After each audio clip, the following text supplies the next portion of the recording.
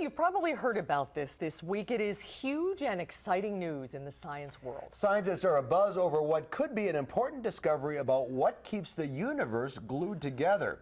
They have found strong evidence of something called the Higgs boson, also known in scientific circles as the God particle. It is very complicated, but basically, it's something that's believed to give all matter in the universe size and shape. Scientists have been searching for this for decades, and two physicists at UW-Madison played a role in experiments that led to the discovery. Wesley Smith and Xiaolon Wu have been studying the mystery of the Higgs boson, and Wesley is with us tonight to help us understand what this is and what it means. Welcome to Live at 5. Thank you much for having me. Well, we're very excited about this because it is extremely complicated. So help us try to make sense of this. And let's start at the beginning with what a boson is. What is a boson? A boson is a particle that has what's called integer spin. Now that's, you might say, what does that mean? I'm already done. It means I can turn you, I have to turn you around 360 degrees if you have an integer spin, and then you end up back in the same state.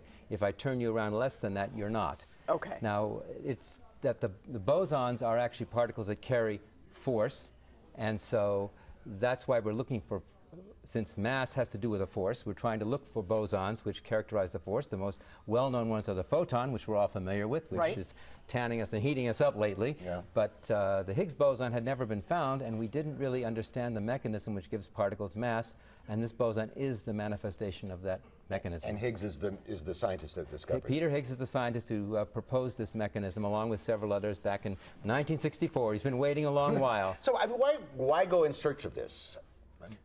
The reason we went in search of it is that it's been an embarrassment to physics that up until now we have not understood how particles have mass. We know they have mass. We touch something, it has mass, but we don't know why it has mass. If we look at our theories, things would not acquire mass, they would just be massless. And so we need some explanation as to how everything around us acquires mass and therefore acts under the influence of gravity.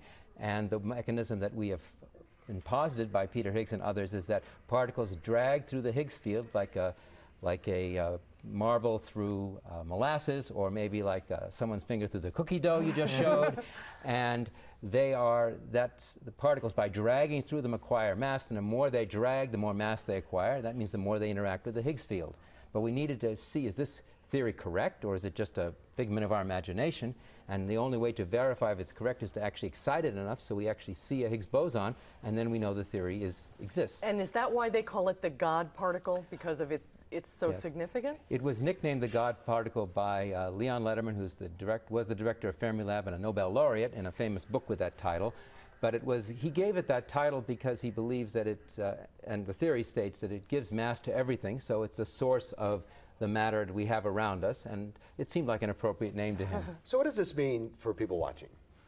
What it means for people watching is that we really have opened the door onto a new threshold in scientific exploration, because we've never understood what the mechanism of mass is. Now, Newton, as you may remember, the guy with the apple on his head, gravity caused the apple to hit his head. He came up with a series of equations that describe gravity. Those equations were used to drive the science behind the Industrial Revolution.